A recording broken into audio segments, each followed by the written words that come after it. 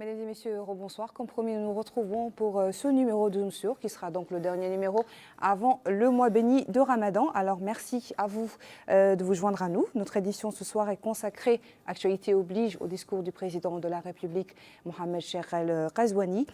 Discours prononcé lors de la cérémonie de sortie d'une nouvelle promotion d'étudiants de l'École nationale d'administration, de journalisme et de magistrature qu'il avait supervisé jeudi dernier. Un discours axé sur le rapprochement des services publics de nos citoyens. Pour en parler ce soir, nous avons avec nous M. Yahya Oulkebd, qui est chargé de mission à la présidence de la République, et également avec nous M. Bahampaté, conseiller au premier ministère chargé des Affaires sociales. Nous avons également avec nous ce soir M. Mohamed Oulsalek Wali de Nouakchott Sud. Bonsoir messieurs et merci de vous joindre à nous.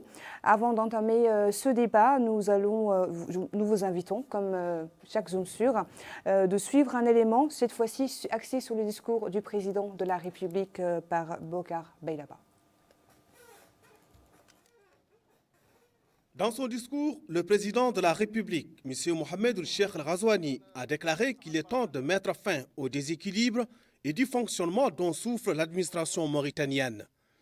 Il a souligné que le moment est désormais venu de mettre en place une administration moderne et efficace pour un service public de proximité au service du citoyen. Il a exprimé sa satisfaction d'assister à la cérémonie de sortie d'une nouvelle promotion d'étudiants, considérée comme la plus importante promotion de cette école en termes de nombre et diversité des disciplines et contenu de formation. Le président de la République, M. Mohamed Cheikh El Ghazouani, a ajouté que cette nouvelle promotion donnera un nouveau souffle à l'administration qu'il souhaite voir figurer sur l'action de l'administration, soulignant que celle-ci doit rapprocher ses services du citoyen en interagissant avec ses problèmes et sollicitations avec efficacité et célérité et dans le respect de la dignité de ses usagers. Il a fait mention des tares dont souffre notre administration, dont, pour preuve, le fait que la présidence de la République ne reçoit pas de façon quotidienne ou hebdomadaire des rapports sur les plaintes et problèmes des citoyens. Il a passé en revue quelques exemples de déséquilibres qui caractérisent les services des établissements publics, dont la plupart ne mettent pas en place les mécanismes qu'il faut pour la réception et l'orientation du citoyen, soulignant que ce type de lacune n'est plus tolérable. Le président de la République a indiqué que ces déséquilibres sont observés au niveau de l'administration centrale, en particulier des départements de l'urbanisme, de l'eau, de l'électricité, des impôts, de la santé, du registre social et de l'administration territoriale, dont le contact avec le citoyen est très déficient, ce qui a entraîné un manque de confiance entre le citoyen et ses administrations. Le président de la République a déploré que les services assurés par ces départements sont en deçà des attentes des citoyens qui souffrent des coupures brutales et régulières de l'eau et de l'électricité. S'agissant de l'urbanisme, il a déclaré qu'il existe également le problème du double emploi sur les parcelles de terrain. Ces déséquilibres se manifestent également à travers l'arbitraire des factures des impôts ainsi qu'au niveau des établissements d'état civil où les citoyens font la queue quotidiennement pour accéder à un extrait ou à une inscription. Par ailleurs, le président de la République, M. Mohamed Cheikh El Ghazouani, s'est interrogé dans ce cadre de l'intérêt de la numérisation si elle n'assure, n'accélère et ne facilite le service public.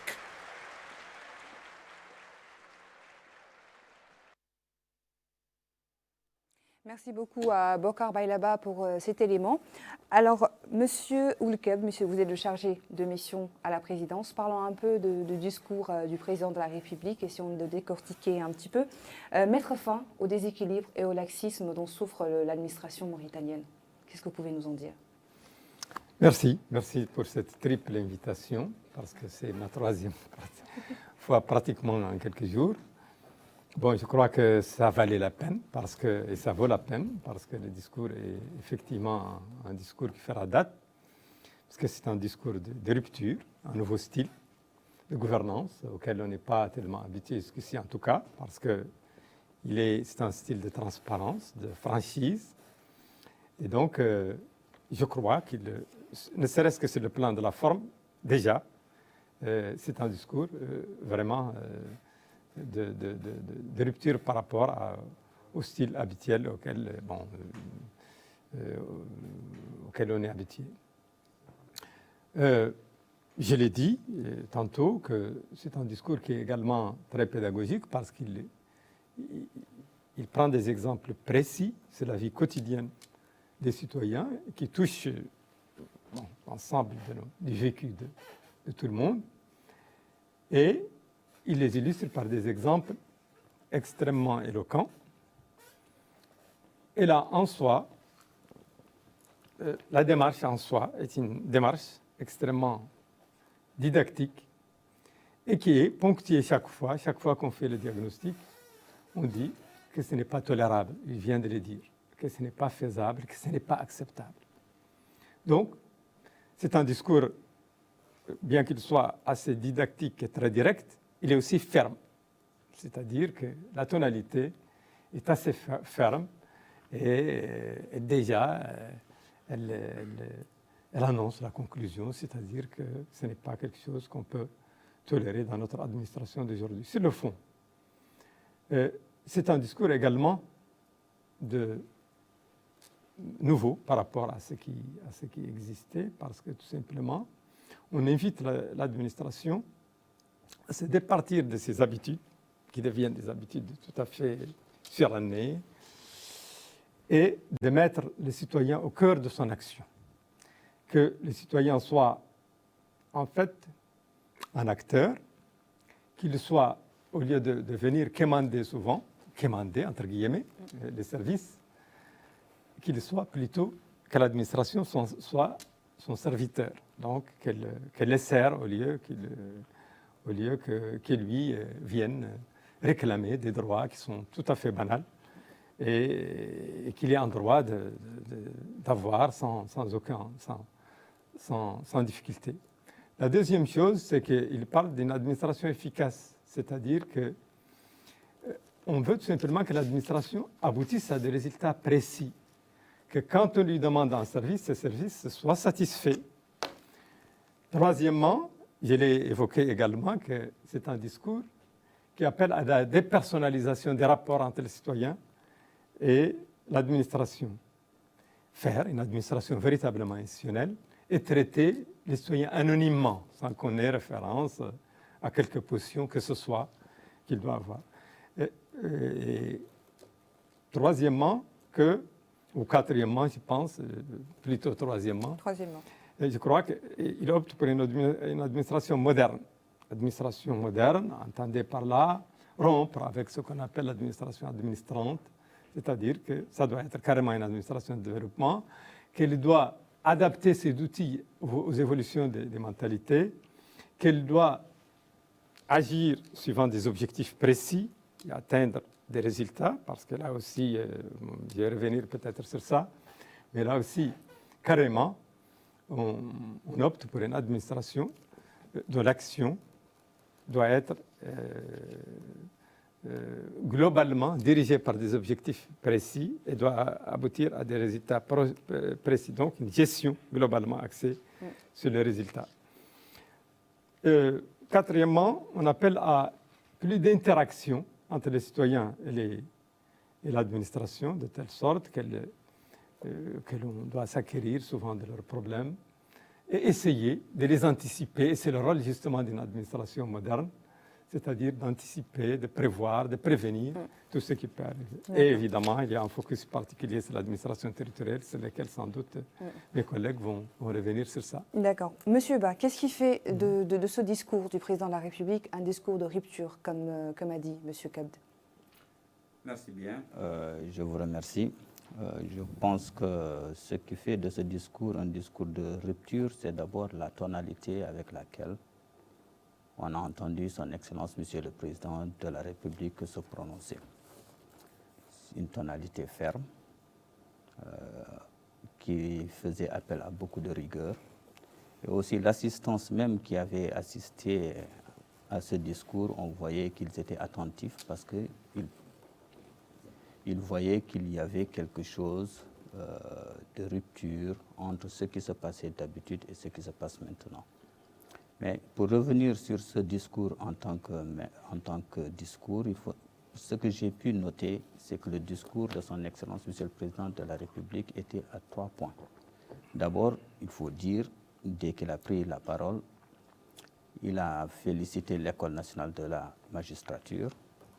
Il a aussi parlé de l'importance de cette promotion, qui compte environ presque 500 personnes, dont 1/3 de femmes et 2/3 d'hommes, ce qui est assez important, la proportion de femmes.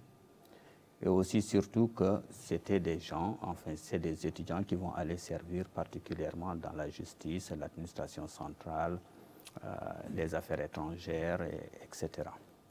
Donc le président de la République a bien montré que ce sont des cadres, que ce sont de futurs administrateurs et que aussi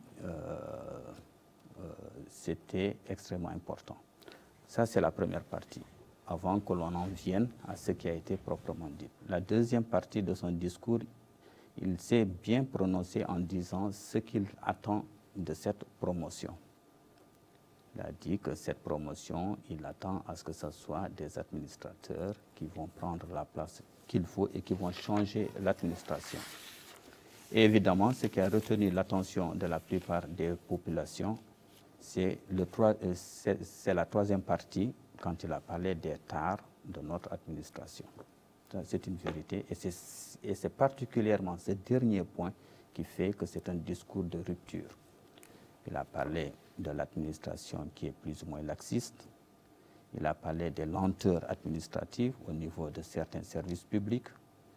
Il a parlé du non-respect de l'individu en tant que personne.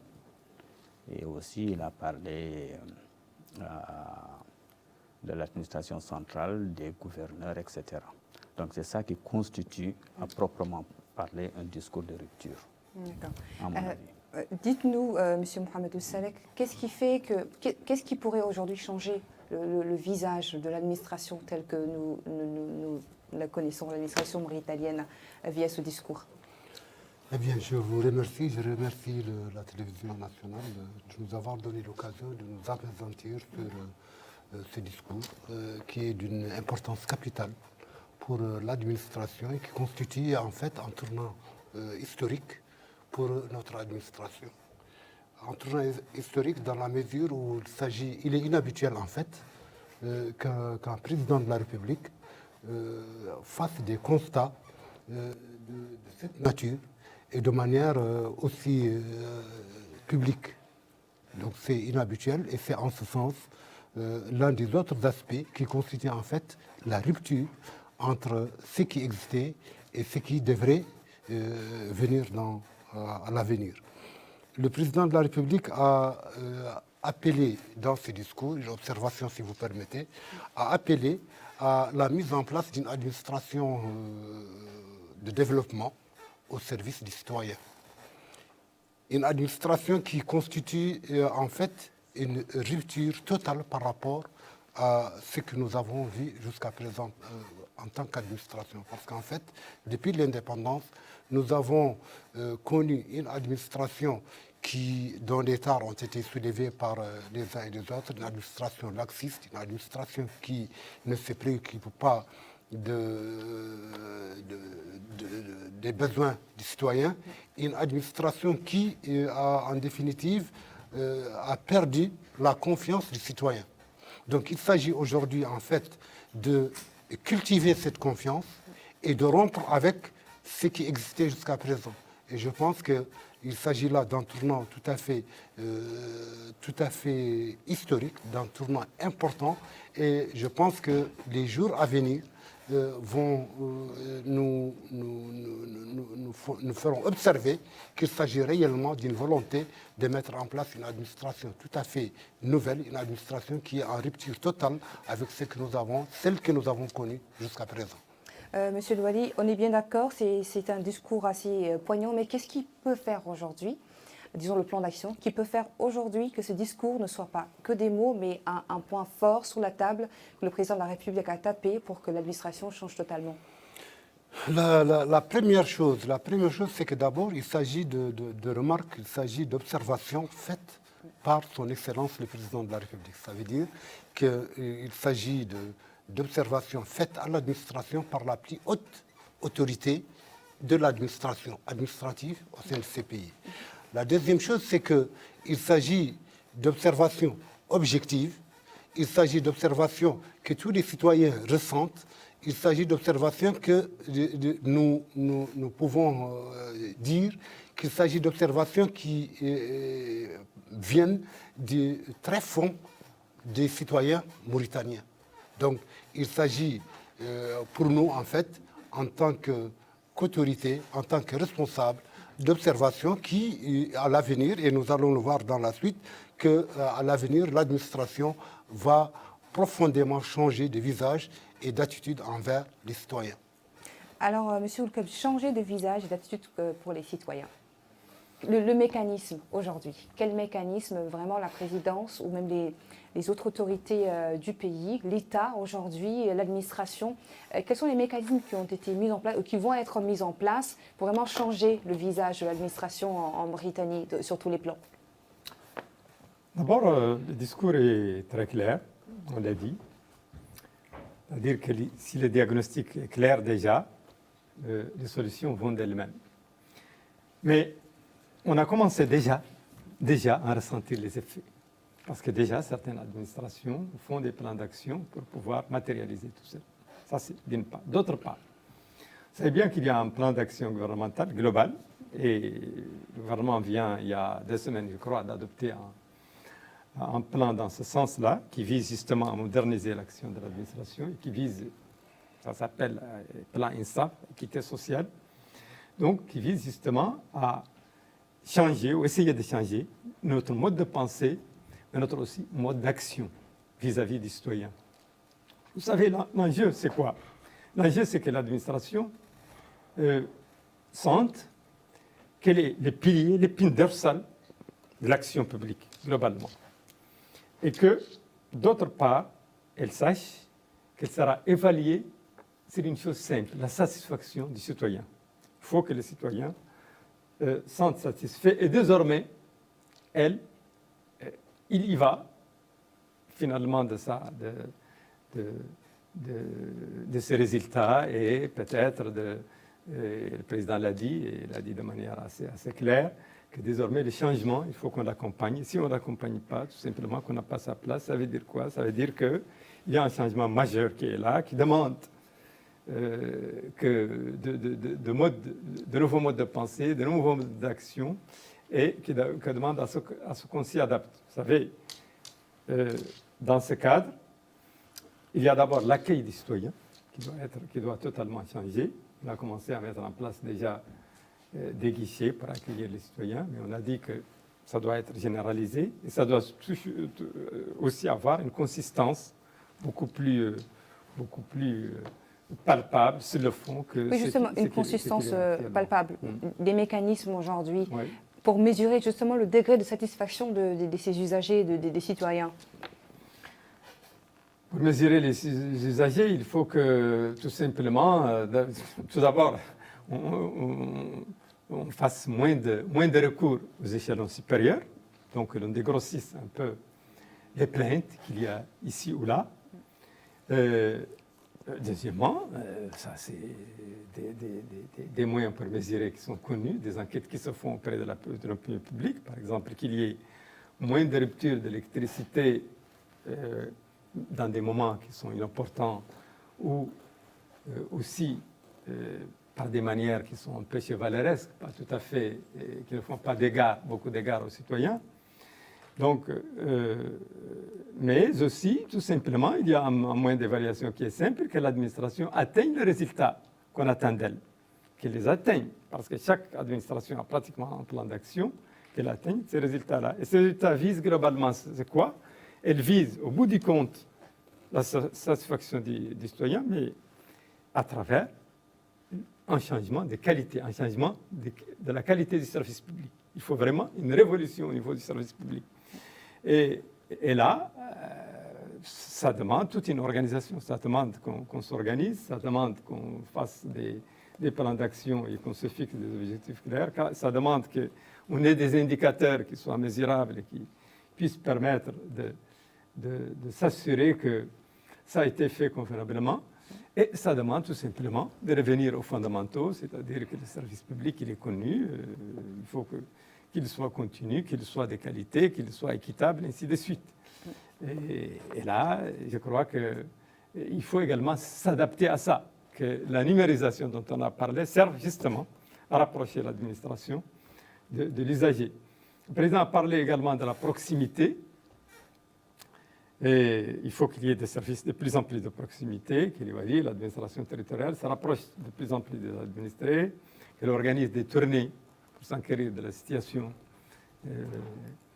des administrés, des populations, et qu'elle prenne les dispositions pour qu'il y ait des résultats trop rapides et qui satisfassent les citoyens. Vous savez, l'administration est très souvent décriée pour son inertie, par son manque de réactivité.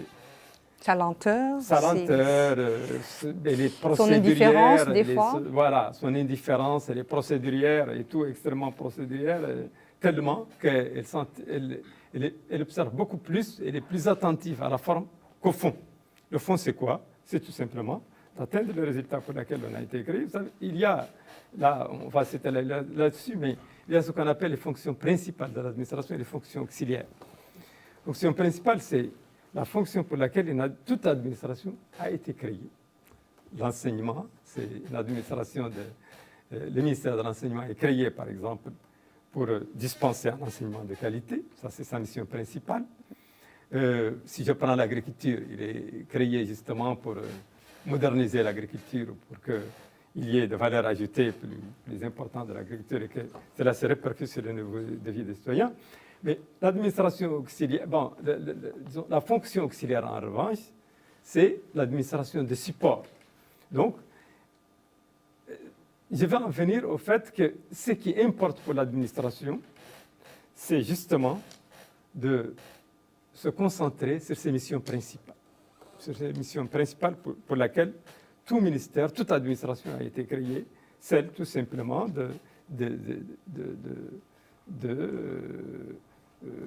d'être plus programmative, d'anticiper les problèmes qui peuvent exister et d'améliorer, in fine, les conditions de vie des citoyens dans les différents domaines. Monsieur Ba, répondre à sa mission première, l'administration mauritanienne. Comment le Premier ministère s'organise pour vraiment mettre en place le discours du président de la République, aussi mettre en place beaucoup de mécanismes afin que toutes les administrations mauritaniennes, à tous les niveaux, je parle bien, à tous les niveaux, répondent aux besoins des citoyens aujourd'hui? Oui, là je suis très à l'aise pour répondre à cette question pour la simple raison que pour répondre aux besoins des citoyens ou bien aussi pour répondre au discours de son Excellence, Monsieur le Président de la République, on n'a pas commencé maintenant. Il faut dire qu'au niveau de la primature ou bien au niveau du Premier ministère, nous avons comme fil conducteur ou bien nous avons comme balise ce que l'on appelle les engagements de son Excellence, Monsieur le Président de la République. Nous avons toujours suivi cela comme étant notre balise de terrain, parce qu'il faut qu'on arrive à réaliser ces engagements. C'est pour ça qu'au niveau de la primature, il y a des commissions qui sont chargées de suivre l'état d'avancement de ces engagements. Ça, c'est une chose. Ce discours, il vient se greffer aussi dedans. Il est vrai que son Excellence le Président de la République a cité des exemples pendant son discours. Il a parlé de l'urbanisme. Il a parlé un petit peu de l'état civil, de l'administration centrale. Mais ce qu'il faut noter, c'est qu'au fond, ce discours s'adresse à tout le monde, à toute l'administration. Il aurait pu s'adresser à la santé, il aurait pu s'adresser au développement rural, il aurait pu s'adresser à l'environnement, etc., etc. Donc il ne faut pas aussi que ce soit seulement que l'on ne prenne que les exemples qu'il a cités pour la SN2, l'électricité, l'état civil. C'est beaucoup plus large que ça. Et c'est un discours aussi qui fait que nous devons faire un sursaut. c'est-à-dire que nous devons avancer. S'il a décidé de faire un discours de rupture, le fonctionnaire maintenant a son tour de faire un sursaut pour qu'il puisse avancer. Ça, c'est une chose. La deuxième chose, ou bien la chose à laquelle je voudrais un petit peu revenir, c'est que quand un président de la République a le courage de nommer les tares de son administration ou bien de l'administration générale, cela veut dire qu'il a la volonté de faire quelque chose. Et il faut l'accompagner dans cette volonté de vouloir travailler. Et justement, comment vous faites au Premier ministère pour accompagner justement les volontés du président de la République? Parce qu'il a quand même fait un discours, ce discours de rupture, c'est parce qu'il a remarqué qu'il y a des tas et qu'il a décidé de les nommer. Comment aujourd'hui pallier ce problème? Vous avez remarqué, juste après le discours, le même jour, le président de la République, le Premier ministre, le ministre de l'Intérieur s'est réuni avec tous les walis qui étaient présents. Des lignes directrices ont été émises. Au niveau de la primature aussi, nous avons des commissions pour mettre en application tout ce qui a été dit pendant ce discours, ou bien dans ce discours, que ce soit pour l'eau. Maintenant, M. Kebde l'a dit tout à l'heure, le curseur, ou bien l'indicateur, c'est la personne. Si la personne est satisfaite, ça veut dire que l'administration a joué son rôle pour mettre en application ce que le président de la République a dit.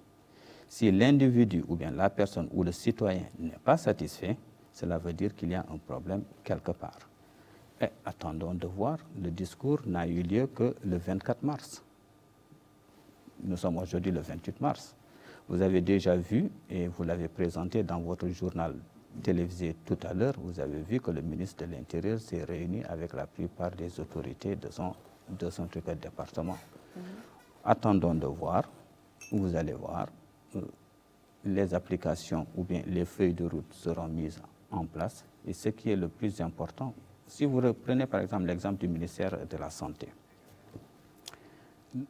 juste après le discours, ils ont mis en place une commission de personnes qui sont chargées de collecter les doléances des personnes, que ce soit au niveau des hôpitaux ou bien au niveau des DRAS, mais ils sont chargés de collecter les doléances des personnes et de les remonter au niveau central pour qu'on trouve tout de suite une solution à cela, ce qui est une excellente chose. Donc est-ce qu'on peut s'attendre à ce que les différents départements s'impliquent de cette manière-là ou réagissent de cette façon? Tout le monde agira, tous les départements agiront. Pour la simple raison que je l'ai dit tout à l'heure, ce n'est pas un discours axé uniquement sur l'administration, c'est-à-dire le ministère de l'Intérieur et de la décentralisation.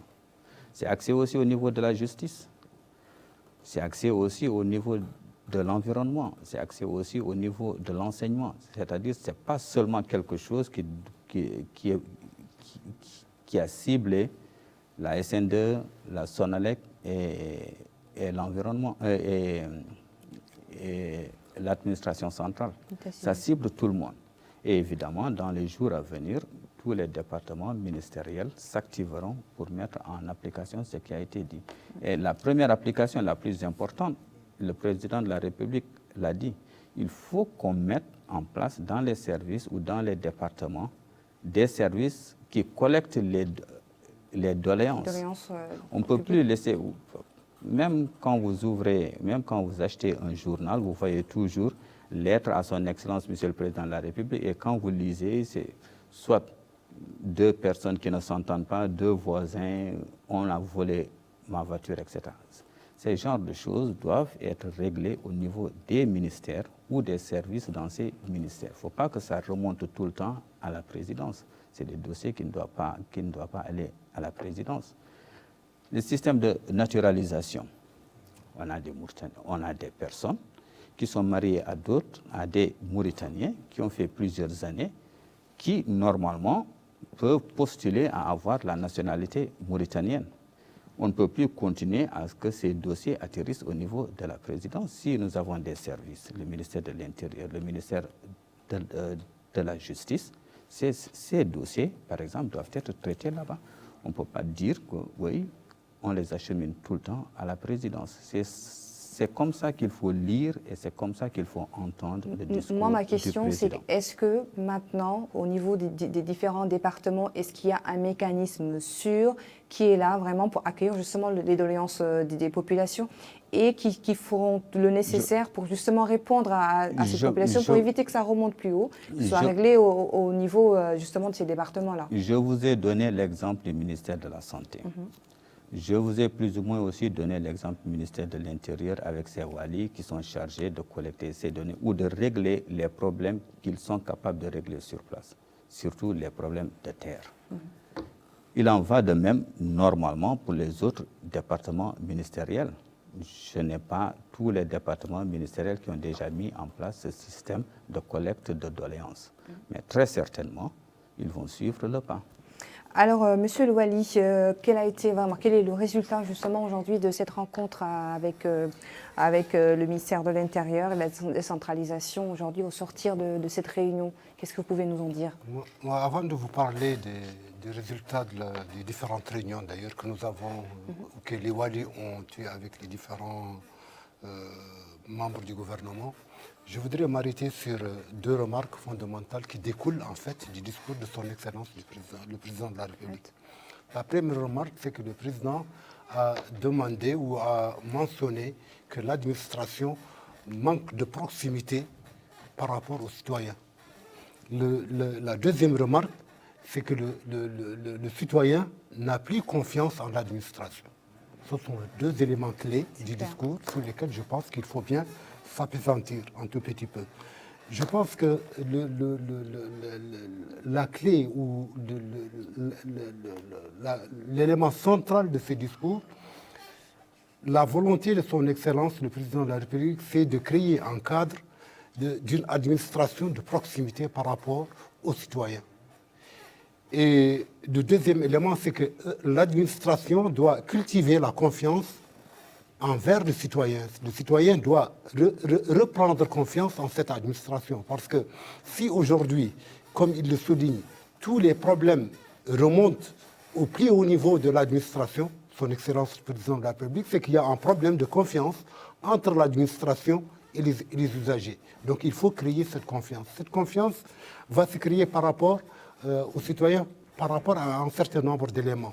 Le premier élément, je pense que l'administration doit être à l'écoute du citoyen. Il faut écouter le citoyen et prendre le temps de l'écouter, de prendre ses doléances, comme il dit, et c'est ça en fait l'écoute du citoyen. Le deuxième élément, c'est d'adopter au sein de l'administration des procédures simplifiées qui sont accessibles à l'ensemble des citoyens. Il faut que le citoyen puisse, parce que le citoyen il est perdu quand il vient dans une administration qui est de plus en plus bureaucratique, il faut qu'il puisse s'orienter et avoir des procédures qui lui sont en fait accessibles. Au-delà de cela, l'administrateur ou l'administration doit en fait se préoccuper des solutions aux problèmes des citoyens. Il ne s'agit pas de les collecter, il ne s'agit pas de créer un bureau non, mais il s'agit d'être à l'écoute des citoyens et de régler en fait ces problèmes. Et je pense qu'à partir de là, on aura un citoyen qui est en fait au centre des préoccupations de l'administration, un citoyen qui va avoir la satisfaction de ses problèmes et un citoyen en fait qui sera satisfait de son administration. Et nous partons d'un discours d'il y a 3 jours. Donc, le processus à mettre en place n'est pas un processus qui peut être mis en 3 jours, ou en 4 jours, ou en quelques mois. C'est un processus sur lequel il faut s'arrêter, qu'il faut mettre en place et qu'il faut prendre le temps de le mettre en place. Mais avant ce discours, il y a quand même un processus qui était déjà là. Il y a un processus qui est décrié. Oui, qui doit répondre aux besoins des citoyens et à la stabilité du pays. Le processus qui est mis jusqu'à présent, ou sur lequel jusqu'à présent l'administration a travaillé, ou sur lequel fonctionne l'administration, c'est un processus qui est aujourd'hui décrié. Décrié par le citoyen, mais décrié aussi par la plus haute autorité de l'administration, qui est le président de la République. Et c'est pour ça qu'on parle d'un discours de rupture. Il faut rompre avec ce système qui est mis en place et mettre en place un système qui va répondre plus adéquatement aux besoins des citoyens. Quel est le rôle des walis? Les walis ont un rôle central dans ce processus, parce qu'il s'agit d'une administration de proximité, une administration déconcentrée, qui est en fait l'élément de proximité de l'administration par rapport aux citoyens. Au lieu de remonter, par exemple, au niveau du ministre de la Santé, comme il est dit, au niveau du ministre de l'Habitat, au niveau du ministre le citoyen doit pouvoir trouver des réponses au niveau de l'administration qui est à côté de lui. Et si cette réponse-là, ou la satisfaction de ces besoins n'est pas disponible au niveau de cette administration, le citoyen est tenu de remonter à un niveau supérieur pour trouver satisfaction. Donc il faut créer les conditions au niveau de cette administration pour que le citoyen puisse réellement trouver les réponses à ses préoccupations. Et c'est ce processus-là qui est en train d'être mis en place. Et ce n'est pas un processus Donc c'est un processus qui établit d'abord, ou qui montre d'abord les manquements de cette administration pour pouvoir aller au-delà. C'est un processus qui part du constat que l'administration est loin du citoyen, que le citoyen n'a plus confiance en cette administration. Justement, comment faire aujourd'hui à partir de ce constat, il est nécessaire de mettre en place une administration de proximité, une administration qui a comme préoccupation centrale la satisfaction des besoins des citoyens, et c'est un processus qui va prendre du temps certainement, mais sur lequel il n'y a plus à tergiverser, sur lequel il faut y aller, il n'y a plus à tergiverser, il n'y a plus une possibilité de tergiverser pour ne pas répondre justement à cette satisfaction. Monsieur le chargé de mission, quelles sont les solutions aujourd'hui? Parce que nous n'allons pas revenir encore sur les problèmes que nous avons déjà au niveau de notre administration. Mais le plus important, c'est de voir l'avenir. Quelles sont les solutions aujourd'hui pour rétablir justement, comme a dit Monsieur Louali, la confiance entre le citoyen et son administration et son État? Les solutions sont assez claires, à mon avis. Chaque administration doit s'arranger, doit s'organiser pour recenser d'abord, faire l'inventaire des problèmes au niveau de la recevabilité, disons, des plaintes des citoyens, des doléances des citoyens, et qu'en conséquence, elle mette en place les dispositifs appropriés pour les satisfaire ou les résoudre. Donc, je pense que, comme le Wali vient de le dire, c'est un discours programmatif, ou programmatique si vous voulez. Et comme c'est un discours programmatique, naturellement, ça prend le temps pour qu'il soit mis en œuvre. Je suis sûr qu'actuellement, tous les ministères, le gouvernement, le conseiller vient de le dire, s'organisent justement pour le mettre en œuvre. Et déjà, on a commencé parce qu'on a mis en place déjà des centres d'accueil et c'est en train d'être généralisé et c'est en train surtout d'être développé pour que ça réponde vraiment aux besoins, pour qu'on sache, pour qu'on ait un accueil beaucoup plus digne des citoyens et pour qu'il y ait la célérité derrière. Donc, je pense que les solutions vont d'elles-mêmes. Le président a, à titre très indicatif, pris quelques exemples. Encore une fois, c'est symptomatique. Disons, ce sont les éléments d'un syndrome beaucoup plus profond et beaucoup plus large du mal que connaît notre administration, depuis longtemps d'ailleurs, et qui se sont accumulés.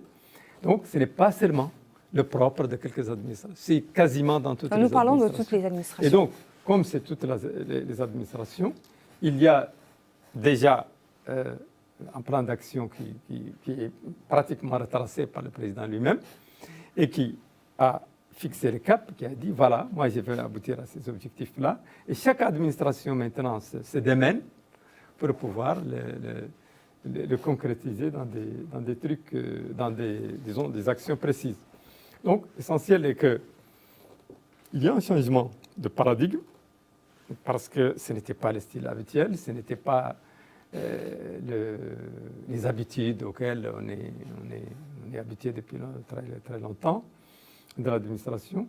Pour pouvoir s'adapter naturellement, il faut vraiment s'organiser, que l'administration soit plus efficace et qu'elle mette en place, chaque administration, je pense que c'est déjà au niveau de toutes les administrations maintenant, chaque administration mette en place les structures qu'il faut pour qu'il y ait d'abord des réponses aux attentes des citoyens, pour qu'on essaie d'identifier d'abord les attentes, pour qu'il y ait enfin des réponses satisfaisantes et pour que les problèmes ne s'accumulent pas au niveau de la présidence de la République, au niveau du Premier ministère, au niveau même du ministère. Il faut que chaque niveau d'administration assume sa responsabilité et de telle sorte qu'il y ait le moins de plaintes possible et le moins de problèmes possibles qui ne seraient résolus qu'au plus haut niveau.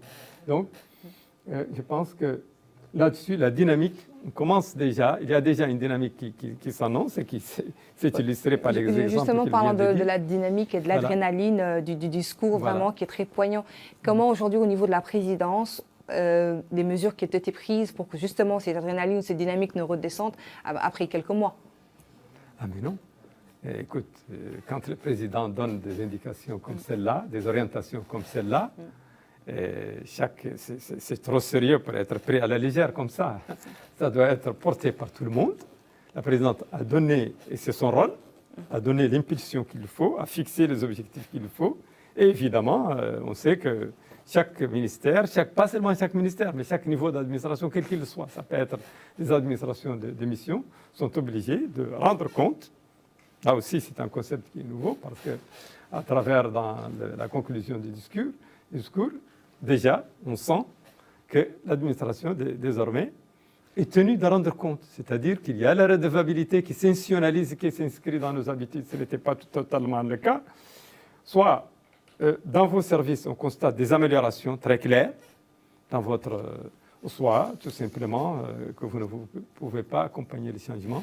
Et là-dessus, comme je l'ai dit tantôt, vous devriez en tirer les conséquences. L'essentiel, c'est un changement de style qui va rendre l'administration moins bureaucratique. Évidemment, il faut s'adapter. Ça demande, je pense, et je suis sûr que c'est le cas maintenant, que chaque administration est en train de voir ce qu'elle peut faire dans son domaine pour pouvoir améliorer sa prestance globale et faire en sorte que son service soit plus accessible, qu'il soit plus efficace et que les citoyens, in fine, soient plus satisfaits. Donc, je ne sais pas si on a bien répondu. On veut dire qu'on les suit et on les attend. Voilà. Pour justement s'adapter, quelles sont les solutions? Est-ce qu'il faut impliquer davantage les jeunes? On a parlé également de modernisation de l'administration. Nous avons également parlé de cette sortie de promotion. Est-ce des débuts de solutions, des sorties? Bon, écoutez, les nouvelles promotions, en fait, parce que c'est dans différents domaines, c'est destiné justement à donner un sang nouveau à l'administration. Et puisque justement il s'agit d'énergie assez jeune, donc normalement très imbus des valeurs de l'administration efficace et consort, sont justement censés d'incarner cette orientation-là, que l'administration change, que l'administration soit beaucoup plus interactive avec les citoyens, qu'elle n'attend pas que les choses pourrissent pour qu'elle puisse réagir, mais elle va vers c'est vrai, vous avez touché le mot, il faut impliquer davantage les citoyens, parce que d'abord, il faut savoir qu'est-ce qu'ils pensent, et ensuite, il faut aussi l'impliquer dans les solutions. Le changement ne peut pas se faire seulement par l'administration. Il doit se faire aussi par la société elle-même. Il doit se faire à travers les organisations de la société civile, les partis politiques et tout, pratiquement l'échiquier politico-social du pays. Donc, c'est aussi un nouveau changement. Il faut que toutes les grandes décisions, et ça s'amorce déjà depuis quelques années, il faut que toutes les grandes décisions, et pour qu'elles soient fiables et qu'elles trouvent l'aboutissement souhaité, il faut que les populations, à travers les organisations de la société civile, soient associées en amont à ces décisions-là. Et je crois que c'est une orientation qui s'affirme de plus en plus et qui prend une nouvelle dimension dans notre système de gouvernance globale.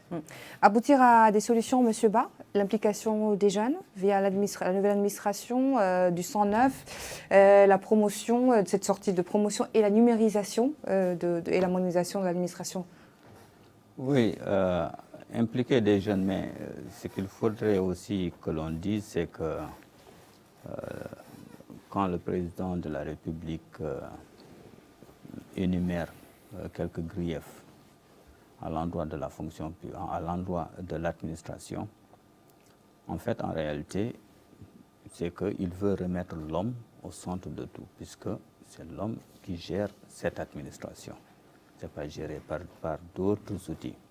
Donc c'est la personne, c'est l'individu, il s'adresse aux bureaucrates, il s'adresse à toute la fonction publique dans son ensemble. Donc s'il doit changer aussi, c'est que nous, même en tant que fonctionnaires aussi, nous devons changer dans nos comportements aussi. C'est que nous-mêmes, en tant que fonctionnaires aussi, nous devons de changer aussi dans nos comportements. Certains laxismes ne doivent plus être constatés dans les services. Certaines choses ne peuvent plus être constatées dans les services. Le favoritisme, le laxisme. Par exemple, c'est connu, nous sommes toujours confrontés à cela. Quand quelqu'un a besoin d'aller à l'hôpital ou bien d'aller dans un service, il a toujours tendance à voir est-ce qu'il connaît quelqu'un qui connaît quelqu'un dans ce service. Ça doit changer. Et ça, ce n'est pas seulement le discours, ça c'est l'individu, la personne lui-même qui doit recevoir les citoyens au même pied d'égalité et travailler. Donc, ce favoritisme-là aussi, il doit cesser. Ça, c'est une première chose. Maintenant, impliquer les jeunes, évidemment, mais si vous voyez même cette promotion de 531 personnes, c'est-à-dire un demi-millier de personnes, ce sont des jeunes. Ils sortent de l'École nationale d'administration, de la magistrature et du journalisme. Donc, ce sont des jeunes. Je ne connais pas la moyenne d'âge, mais particulièrement, ce sont des jeunes. Ils vont se retrouver, ou bien peut-être que même ils se sont déjà retrouvés dans divers services qu'on a cités ici, la justice, le ministère de l'Intérieur, les affaires étrangères, etc., etc. Donc, l'implication des jeunes, elle se montre déjà, ça se voit. Peut-être que d'autres promotions dans 2 ans suivront. Mais aussi, quand dans ce discours, on a tendance à croire, ou bien on a tendance à penser qu'il s'adresse à l'administration de la fonction publique. Il y a aussi le secteur privé. Il ne faudrait pas que l'on pense que oui, c'est seulement ceux qui sont dans les ministères. Il y a aussi, parce que le secteur privé occupe une très grande place. Je reviens toujours sur la santé. Vous voyez le nombre de cliniques qu'il y a qui concurrencent des hôpitaux. Ceux qui travaillent dedans aussi, ils doivent montrer un certain comportement pour qu'il n'y ait plus ce laxisme. Et aussi, nous avons tous parlé de services qui collectent les doléances. Vous savez, les services qui collectent les doléances dans les différents départements, qu'ils soient ministériels ou bien que ce soit dans le secteur public, ces services-là, c'est souhaité et c'est souhaitable qu'ils soient là. Parce que quand un service veut montrer qu'il applique, je prends un exemple très simple, ce que l'on appelle ISO 9001, c'est-à-dire le management d'une structure. On vous demande, est-ce que vous avez un service qui collecte les doléances? Si vous n'avez pas de service qui collecte les doléances dans votre département, qu'il soit ministériel ou bien un service quelconque, ça veut dire que vous ne tenez pas compte aux remarques que les gens font de votre travail. Et si vous ne tenez pas compte des remarques que les gens font de votre travail, ça veut dire que vous êtes là pour gagner de l'argent et partir. Il n'y a pas de risque d'amélioration. Et l'amélioration peut-être ne sera pas là. Ça, c'est le service. Ça, ce sont les ISO 9001. Le discours du président de la République nous dit de mettre ces services dans tous les départements pour qu'ils collectent les doléances, pour qu'on puisse savoir nous-mêmes est-ce que notre travail est satisfaisant ou pas. Et c'est l'ensemble de ceci qui fait que dans les prochains jours ou bien dans les prochaines semaines, très certainement des améliorations seront notées dans différents départements. Vous avez également parlé du département privé rapidement parce que nous avons plus de temps.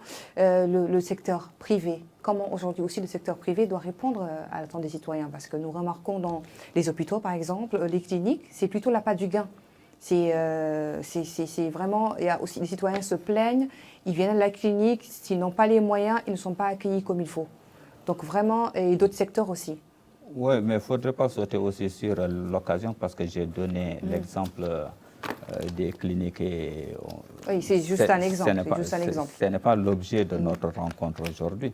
Mais, oui, mais l'objet de la rencontre, c'est quand même parler du laxisme que les citoyens mauritaniens subissent dans l'ensemble. Oui, dans l'ensemble, privé et public. Exactement. C'est-à-dire, l'essentiel ici, c'est l'être humain mauritanien au cœur d'un système.